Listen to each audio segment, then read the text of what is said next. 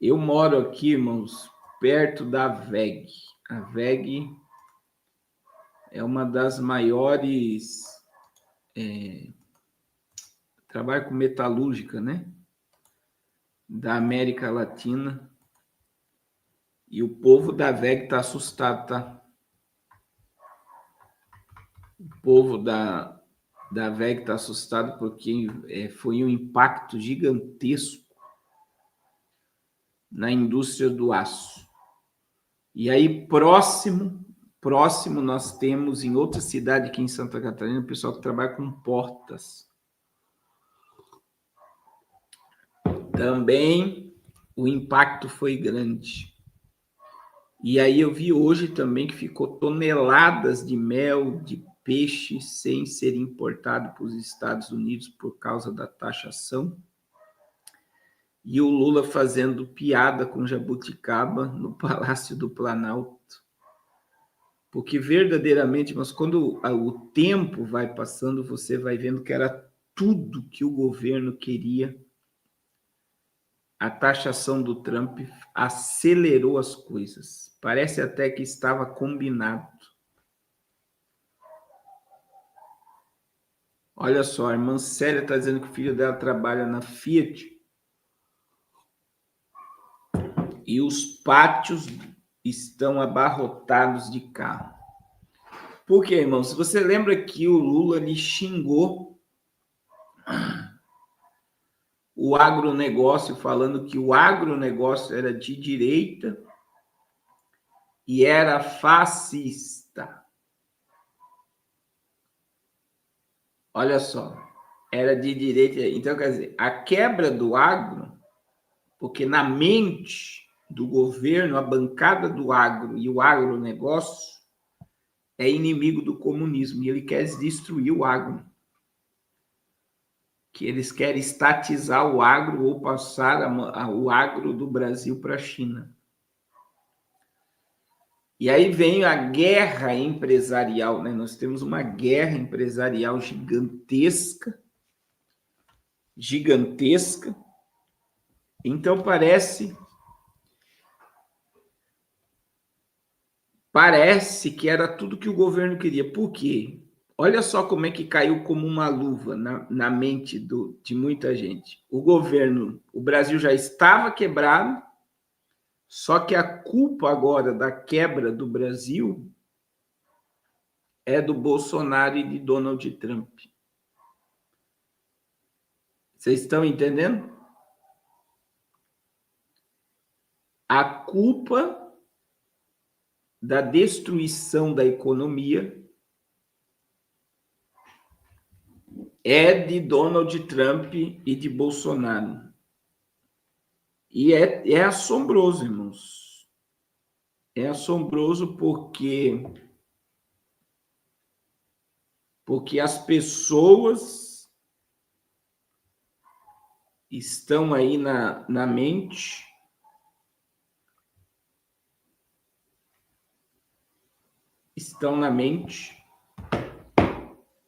que é verdade, né?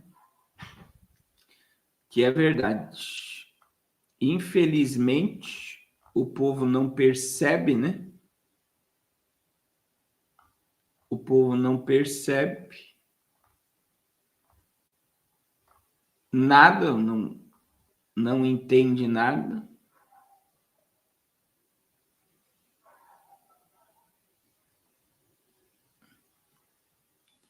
Hoje o Lula foi totalmente ridicularizado aí no Wall Street Journal, né?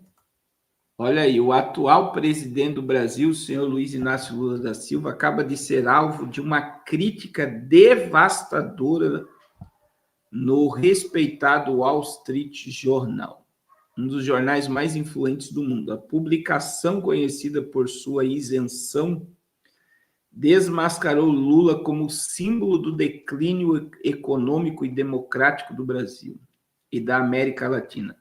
Essa matéria não deixa dúvida que o ex-metalúrgico é uma ameaça à estabilidade da região O artigo assinado por um integrante do conselho editorial do jornal fez uma análise profunda e implacável da gestão petista, apontando para um cenário de desordem econômica, incompetência administrativa e autoritarismo disfarçado de democracia. Enquanto Lula tenta vender ao mundo a narrativa de que seu governo é voltado para os pobres, os números não mentem. O Brasil está mergulhado em uma crise fiscal, inflação alta e fuga de investimentos.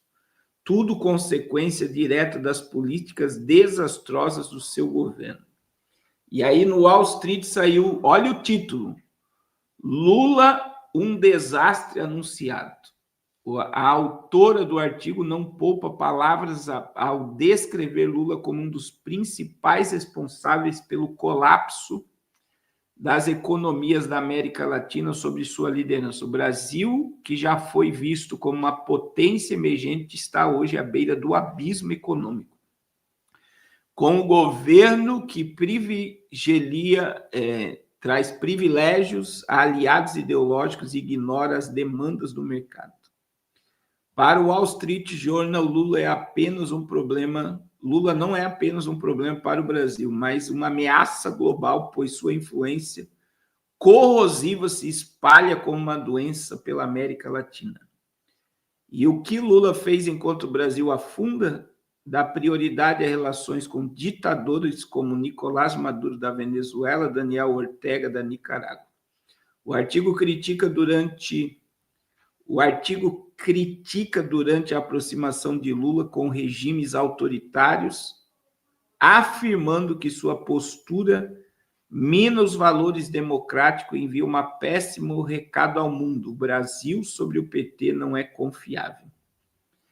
E veja que o populismo do Brasil, do presidente do Brasil, está aí totalmente sendo destronado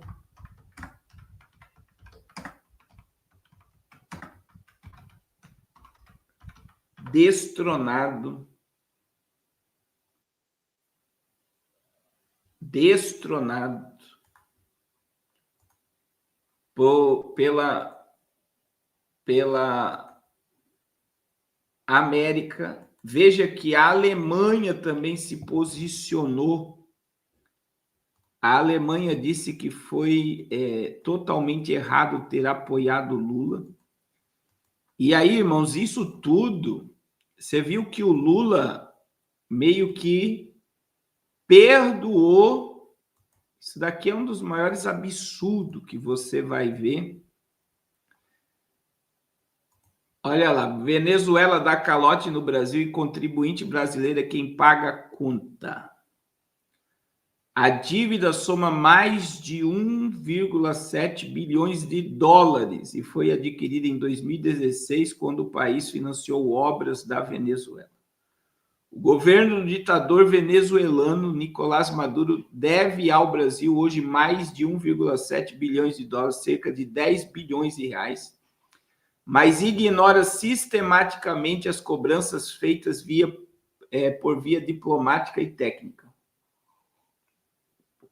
Os números constam em um documento enviado ao Congresso pela Secretaria de Assuntos Internacionais do Ministério da Fazenda, Tatiana Rosito, em resposta a um requerimento do deputado Nicolas Ferreira.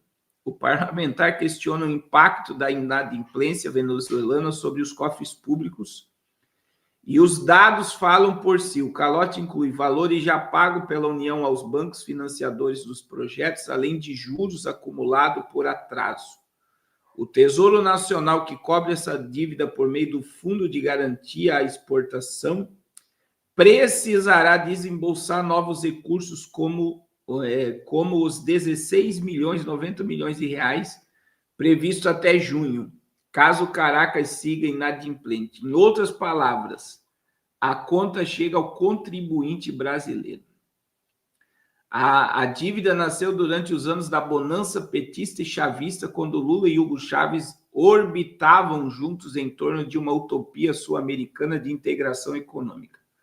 O Brasil, por meio do BNDES, financiou obras grandiosas na Venezuela, como a expansão do metrô de Caracas e a construção da siderúrgica nacional. O modelo era simples, o BNDES emprestava o dinheiro, empreiteiras brasileiras executavam os projetos e o país contratante, no caso a Venezuela, reembolsava os valores. Mas quando o devedor não paga, entra em cena o FGE, uma espécie de seguro público contra calotes externos. Este fundo, alimentado com dinheiro do orçamento da União, cobre prejuízos dos bancos quando um país é inadimplente. E tá aí, ó. Agora eu pergunto para vocês, o governo que está querendo taxar o Brasil está cobrando? Está cobrando a Venezuela? Não está. A Venezuela está preocupada em pagar? Não está. E eles querem taxar o povo brasileiro para financiarmos ditaduras.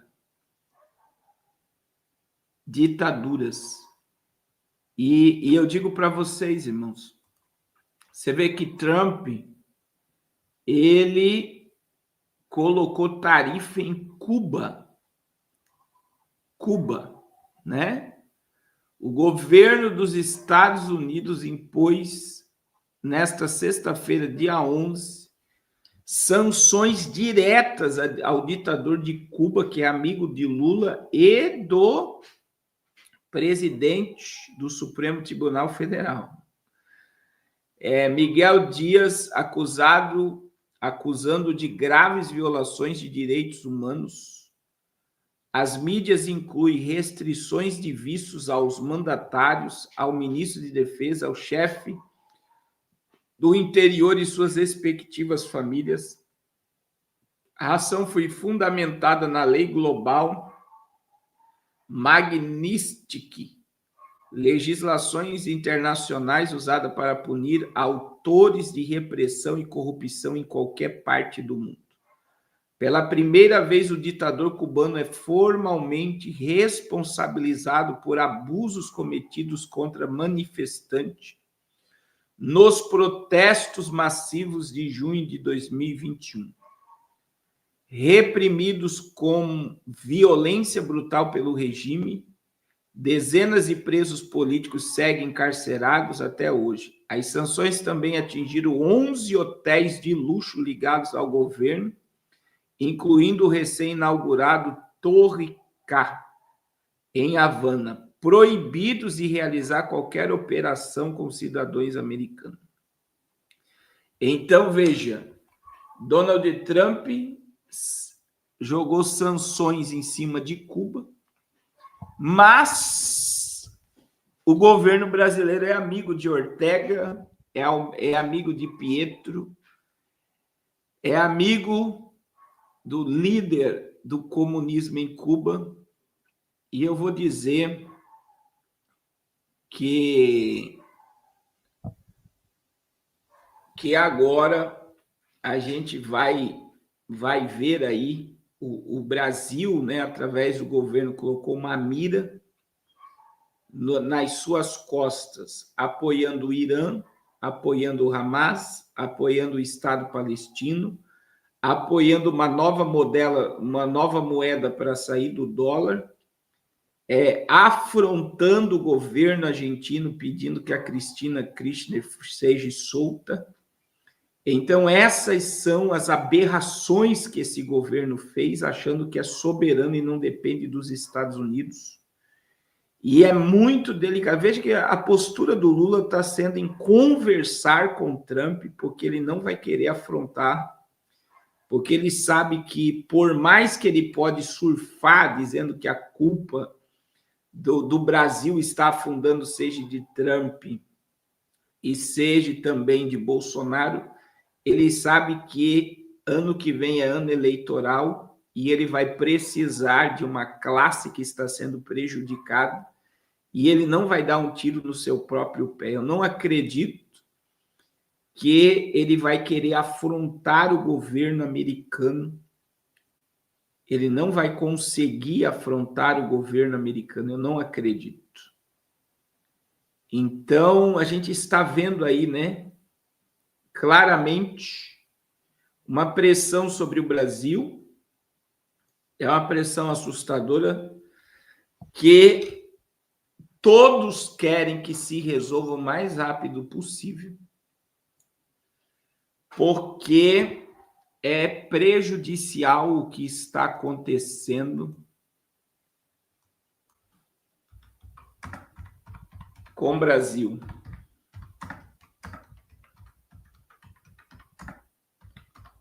É totalmente prejudicial para todos, tá?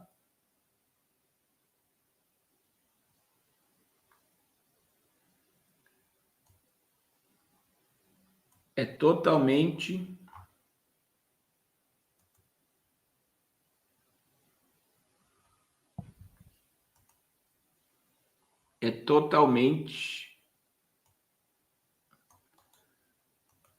assombroso os próximos capítulos dessa história, irmãos. E eu digo para vocês, se preparem, né? Eu disse essa semana, irmãos, não se endivide agora. Se você tiver investimentos, né, vigie muito com o que você vai fazer, né? Porque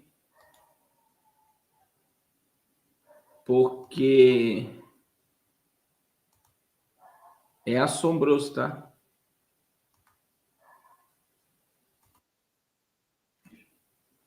É assombroso o que está previsto aí.